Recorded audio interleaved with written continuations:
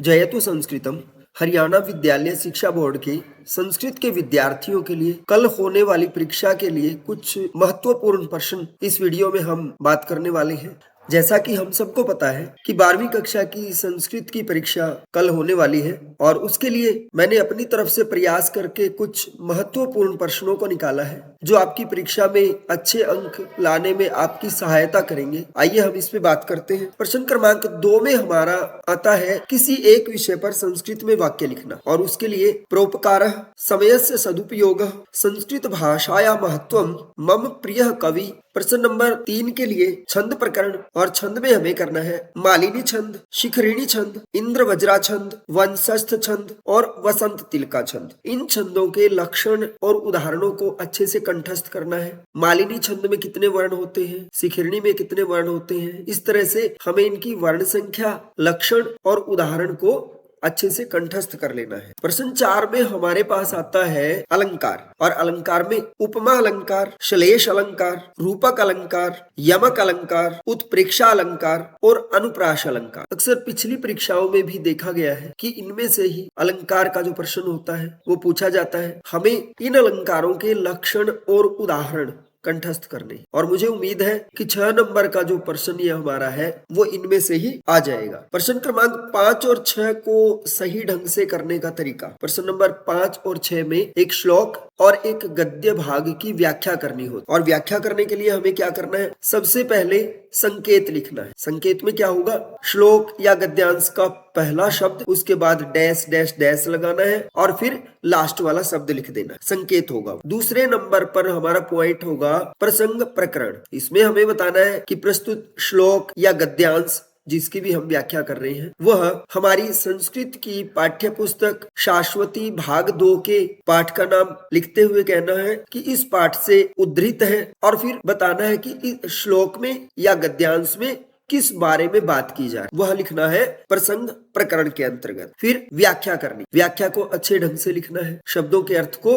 अच्छे से बताना है। फिर शब्दार्थ, 3 या 4 शब्दों के अर्थ लिखने हैं इसके अंतर्गत। फिर भावार्थ, अगर हम श्लोक की व्याख्या कर रहे हैं या शुक्ति की व्याख्या कर रहे हैं तो हमें भावार्थ 5वां पॉइंट बनाना है। अन्यथा गद्यांश की व्याख्या जब हम कर रहे हैं तो भावार्थ के स्थान पर 5वां पॉइंट व्याकरण बना सकते हैं और उसमें 1 या 2 शब्दों के संधि विच्छेद या फिर कोई उपसर्ग या प्रत्यय अलग करके दिखाना या फिर किसी समस्त पद को विच्छेद करके उसके समास का नाम बताना। इस तरह से अगर हम 5वें और 6ठे प्रश्न को करेंगे तो हमारे 5 के 5 अंक पूरे आएंगे। फिर अनुप्रयुक्त व्याकरण के अंतर्गत हमारे प्रश्न आते हैं संधि से। संधि में स्वर्ण दीर्घ संधि, परिभाषा और उदाहरण, वृद्धि संधि, परिभाषा और उदाहरण, यण संधि, परिभाषा और उदाहरण और व्यंजन संधि, परिभाषा और उदाहरण अच्छे से कंठस्थ कर लेने। समास का जो प्रश्न होता है उसमें कर्मधारय समास, द्विगु समास, बहुव्रीहि समास और अव्ययी भाव समास, इन समास के परिभाषा और उदाहरण अच्छे से कंठस्थ करने। फिर 2 नंबर का हमारा प्रश्न होता है कारक से।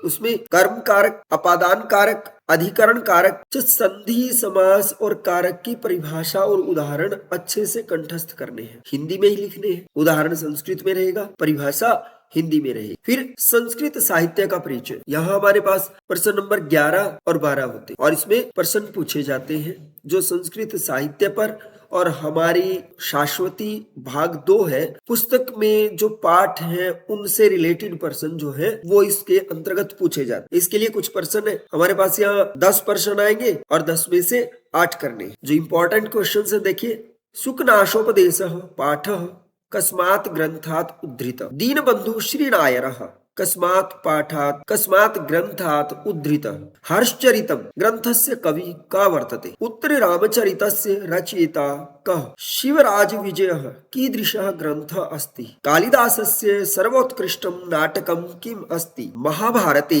कति पर्वाणि सन्ति, नैषधीयचरितं ग्रंथस्य रचयिता कः, भगवद्गीता महाभारतस्य कस्मिन् पर्वणि विद्यते, बालकौतुकं पाठः कस्मात् अंकात् संकलितः, उत्तर रामचरितम से है। कादम्बरी कस्य रचना वर्तते, 10 कुमार चरितस्य रचयिता कः, बुद्ध चरितम कस्य रचना अस्ति, बुद्ध चरिते कस्य वर्णनम अस्ति, विक्रमस्य औदार्यम पाठः कस्मात् ग्रन्थात् उद्धृतः ऋतुसंहारस्य रचयिता कः शिवराज विजये कस्य वर्णनमस्ति शिवराज विजय कस्य रचना अस्ति नीतिशतकम् कस्य रचना अस्ति पाषाणी कन्या ग्रन्थस्य मूललेखकः कः ईशावास्योपनिषद ग्रन्थात् कः पाठः संकलितः ऋतुसंहारे कति ऋतूनां वर्णनमस्ति। और हमें एक चीज का ध्यान रखना है, कवियों के बारे में थोड़ी सी सामान्य जानकारी अच्छे से रखनी। अपठित गद्यांश और पठित गद्यांश या श्लोक से प्रश्नोत्तर करने के लिए उनको